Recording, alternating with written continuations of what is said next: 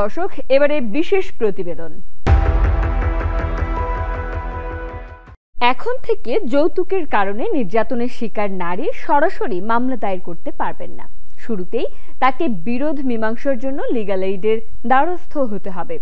আইনজ্ঞরা বলছেন, অনেক সময় স্বামী স্ত্রীর মধ্যে ঠুনকো কারণে মনোমালিন্য হয়, এমনকি ভেঙে যায় একটি সংসার। আপোষের এই বিধান থাকায় সংসার ভাঙার হাত থেকে রক্ষা পাবে দুটি পরিবার। তবে যৌতুকের কারণে নারীদের নির্যাতন করলে মামলা দায়েরের ক্ষেত্রে আপোষের বিধান বাধা হবে না। নারী ও শিশু নির্যাতন দমনে 2000 সালে আইন করে সরকার। ওই আইনে যৌতুকের দাবিতে স্ত্রীকে নির্যাতন করে জখম করলে শাস্তির আওতায় আনার বিধান রাখা হয়েছে।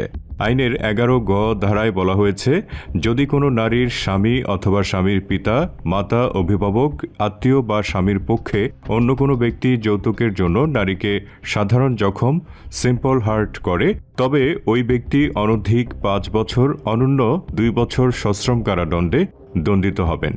এই বিধান বলে সরাসরি মামলার সুযোগ ছিল নির্যাতিত নারীর, কিন্তু অনেক সময় এই বিধানের অপপ্রয়োগ লক্ষ্য করা গেছে। হয়েছে অনেক মিথ্যা মামলা। বিষয়টি উপলব্ধি করে স্টেক হোল্ডারদের মতামত নিয়ে সরাসরি মামলা না করে আপোষের বিধান করা হয়েছে। আগে লিগ্যাল এইড বা মধ্যস্থতাকারীদের মতো যেতে হবে। এটার একটা ভালো দিক আছে, খারাপ দিকও আছে। ভালো দিকটা হলো মামলার বার্ডেন অনেকটা কমে যাবে। এছাড়া মামলা করলে যদি ফ্যামিলির মধ্যে একটা দ্বন্দ্ব আর বেশি বাড়ে বা ফ্যামিলিতেই ভেঙে যায়, ডিভোর্স হয়ে যায়, সেক্ষেত্রে মধ্যস্থতাকারী থাকলে তাদের ভিতরে একটা আপোষ মীমাংসার একটা সুযোগ আছে, সেটা অনেকটাই সমাধান হবে বলে আমার বিশ্বাস। এখানে নেগেটিভ দিক হচ্ছে যে সহজে নারীরা মামলা করতে পারছেন না। অনেক ক্ষেত্রে দেখা যাচ্ছে যে জেনুইন কেসও কিন্তু আছে, মেয়েরা নির্যাতিতও হচ্ছে। এখন যদি সাধারণভাবে নির্যাতিত হয়, সেক্ষেত্রে কিন্তু সরাসরি মামলাটা করতে পারছে না। সেক্ষেত্রে লিগ্যাল এইডের মাধ্যমে গেলে শেষ পর্যন্ত আপোষ হয়ে যাবে, কিন্তু মারধরের যে বিষয়টা বা যৌতুক দাবি, এই যে বিষয়গুলো, এটা কিন্তু সমাধান হচ্ছে না। এই সরকার এই নিয়মটা করার কারণে দুইটা দিকে আছে, নেগেটিভ দিকও আছে, পজিটিভ দিকও আছে। তবে আমার বিশ্বাস এখানে পজিটিভ দিক বেশি, মানুষ হয়রানি হবে না, মিথ্যা মামলার শিকার হবে না। আইনগত সহায়তা প্রদান আইন সংশোধন করে অন্তর্বর্তী সরকার আপোষের এই বিধান আনয়ন করেছে। সংশোধিত অধ্যাদেশের 21 খ ধারায় বলা হয়েছে, কতিপয় ক্ষেত্রে বাধ্যতামূলক মামলা পূর্ব মধ্যস্থতা প্রক্রিয়ার উদ্যোগ গ্রহণ করতে হবে। নারী ও শিশু নির্যাতন দমন আইনই নয়, যৌতুক নিরোধ আইনের 2টি ধারায় যৌতুক চাওয়া ও প্রদান করাকে অপরাধ হিসেবে গণ্য করা হয়েছে। আইনের 3 ও 4 ধারায় সংঘটিত অপরাধকে লিগ্যাল এইডের মাধ্যমে মধ্যস্থতায় যাওয়ার সুযোগ রাখা হয়েছে সংশোধিত অধ্যাদেশে। মধ্যস্থতা না হলে মামলা দায়ের করতে পারবেন ভুক্তভোগী। পক্ষে বিপক্ষে নানা ধরনের মতামত থাকলেও আমি মনে করি বিপক্ষে যেতে এই সংশোধনী নারীর মামলা করার যে আইনি অধিকার রয়েছে, এটাকে বাধাগ্রস্ত করতে পারে। আর ভুক্তভোগী নারীর সাথে অপরাধীর যে আপোষ আছে, এটা বাধ্য করাতে পারে। আর এই নারী ও শিশু নির্যাতন দমন আইনের যে 32 ধারা রয়েছে, সেখানে তাৎক্ষণিক চিকিৎসা সনদের কথা একটা বলা হয়েছে।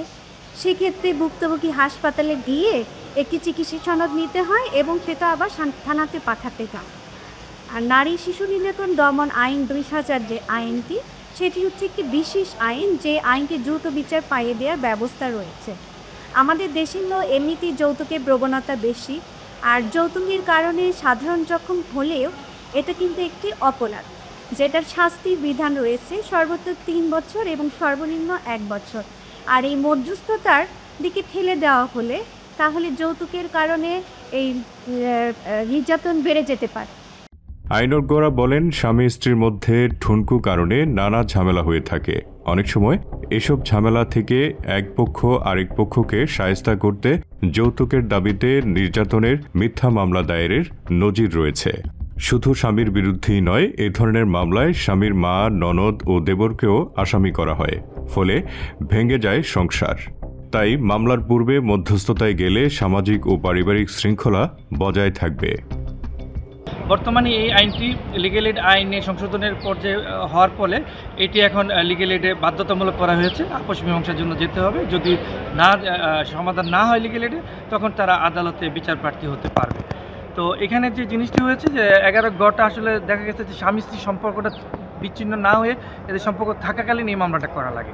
তাতে যে সুবিধাটা হয়েছে যে স্বামী স্ত্রীর মধ্যে ধরেন অনেক সময় উত্তেজনা বশত হয়ে মামলা করা হয়, অথবা দেখা গেছে যে ভুল বোঝাবুঝি থেকে মামলা করা হয়, যে কোনো ধরনের মনমালিন্য থেকে মোট কথা সে মামলাগুলো করা হয়।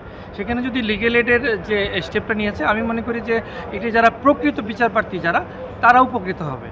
আর যারা প্রতিপক্ষকে ঘায়েল করতে আসে তাদের জন্য একটু নিশ্চয়ই এটা তাদের জন্য সুখবর নয়, কিন্তু যারা আসলেই যারা ন্যায় বিচার চায়, যারা তাদের বিচার প্রার্থী, যাদের উদ্দেশ্য সৎ থাকে, তাদের জন্য কিন্তু এই আইনটি ডেফিনেটলি এই অ্যামেন্ডমেন্টটি যে সংশোধনটি হয়েছে সেটি তাদের জন্য উপকার হবে।